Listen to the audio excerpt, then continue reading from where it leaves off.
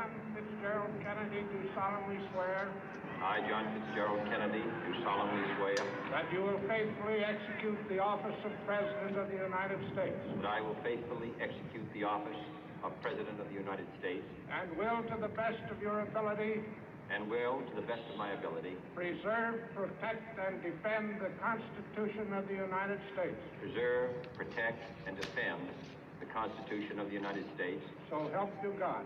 So help me God.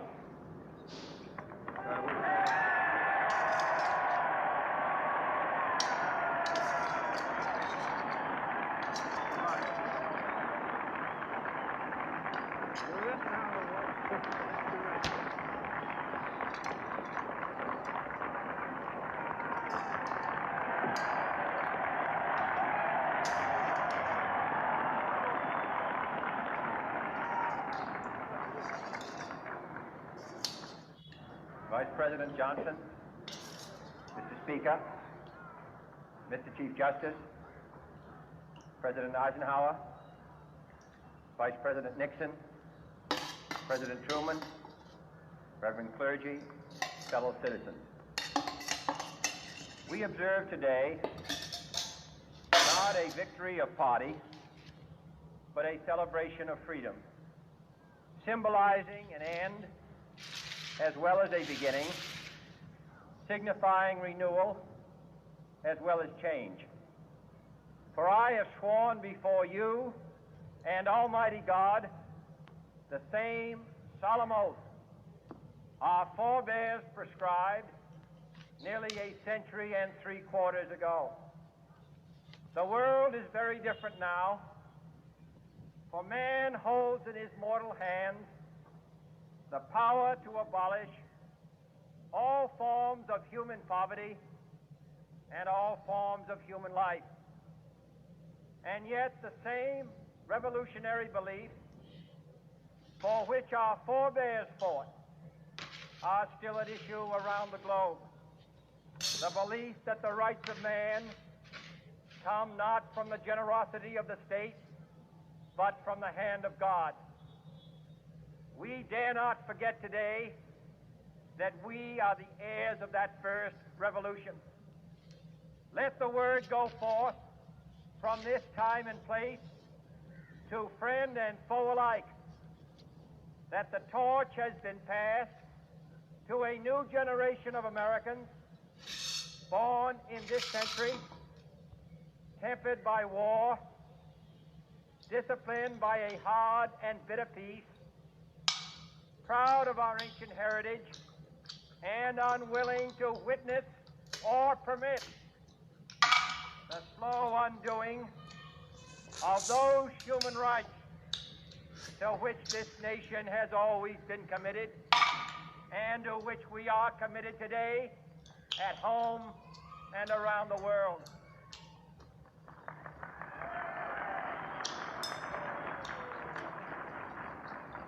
Let every nation know, whether it wishes us well or ill, that we shall pay any price, bear any burden, meet any hardship, support any friend, oppose any foe to assure the survival and the success of liberty.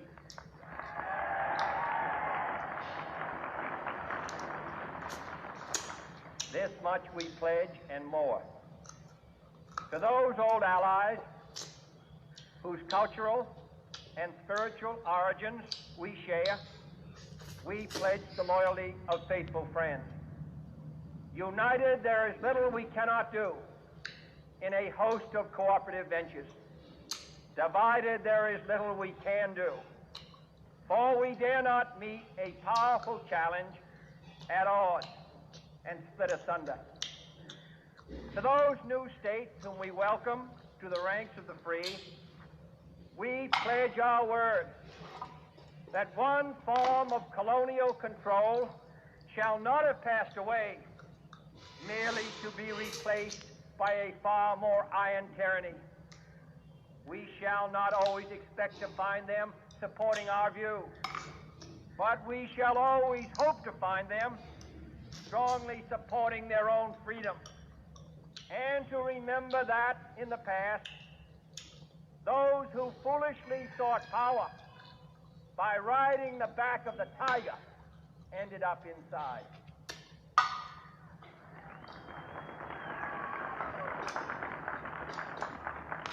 To those people in the huts and villages of half the globe struggling to break the bonds of mass misery, we pledge our best efforts to help them help themselves for whatever period is required, not because the communists may be doing it, not because we seek their votes, but because it is right. If a free society cannot help the many who are poor, it cannot save the few who are rich.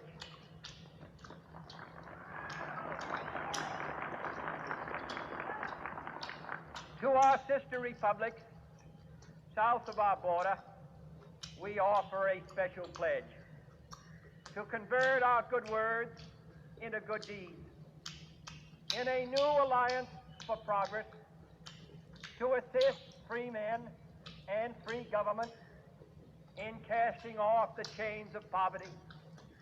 But this peaceful revolution of hope cannot become the prey of hostile powers.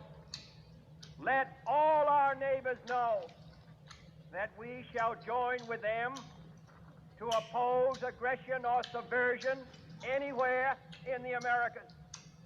And let every other power know that this hemisphere intends to remain the master of its own house.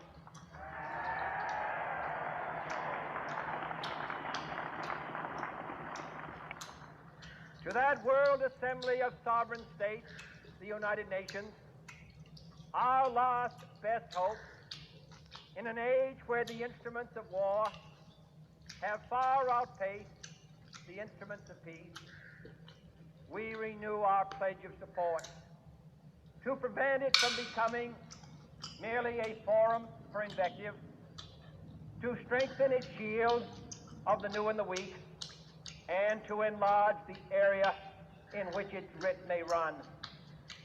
Finally, to those nations who would make themselves our adversary, we offer not a pledge, but a request that both sides begin anew the quest for peace.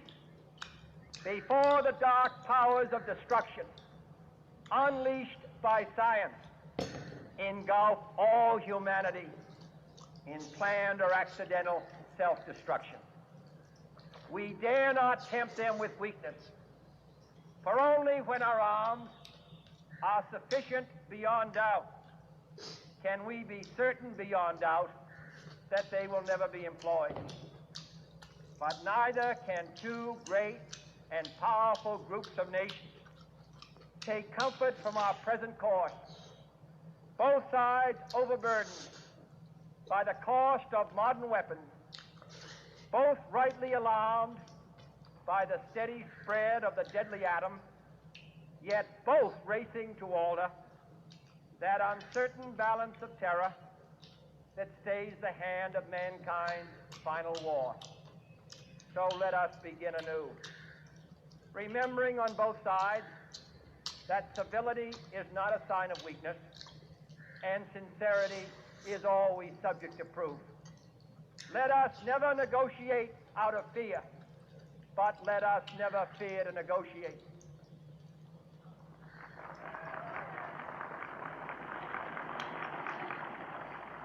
Let both sides explore what problems unite us, instead of belaboring those problems which divide us.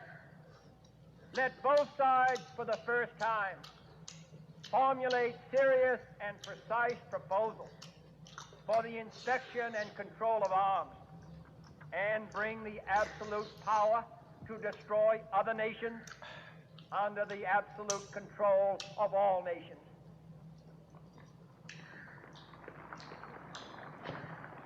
Let both sides seek to invoke the wonders of science instead of its terrors. Together, let us explore the stars, conquer the desert, eradicate disease, tap the ocean depths, and encourage the arts and commerce. Let both sides unite to heed in all corners of the earth the command of Isaiah to undo the heavy burdens and let the oppressed go free. And if a beachhead of cooperation may push back the jungle of suspicion, let both sides join in creating a new endeavor, not a new balance of power, but a new world of law, where the strong are just and the weak secure and the peace preserved. All this will not be finished in the first 100 days, nor will it be finished in the first 1,000 days, nor in the life of this administration, nor even perhaps in our lifetime on this planet. But let us begin.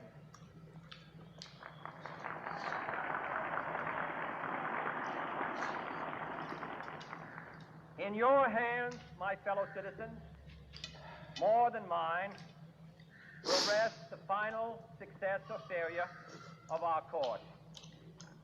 Since this country was founded, each generation of Americans has been summoned to give testimony to its national loyalty. The graves of young Americans who answered the call to service surround the globe. Now the trumpet summons us again, not as a call to bear arms, though arms we need, not as a call to battle, though in battle we are, but a call to bear the burden of a long twilight struggle, year in and year out, rejoicing in hope, patient in tribulation, a struggle against the common enemies of man, tyranny, poverty, disease, and war itself. Can we forge against these enemies a grand and global alliance, north and south, east and west, that can assure a more fruitful life for all mankind? Will you join in that historic effort?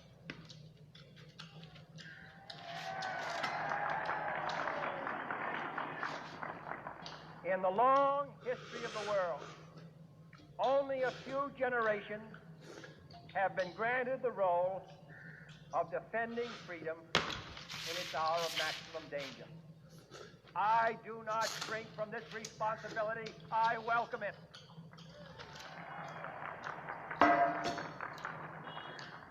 I do not believe that any of us would exchange places with any other people or any other generation. The energy, the faith, the devotion which we bring to this endeavor will light our country and all who serve it. And the glow from that fire can truly light the world. And so, my fellow Americans, ask not what your country can do for you. Ask what you can do for your country.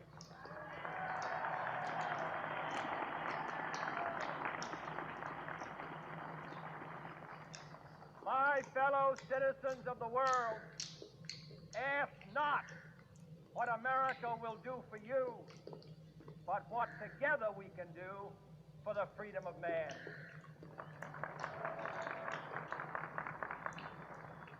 Finally, whether you are citizens of America or citizens of the world, ask of us here the same high standards of strength and sacrifice which we ask of you.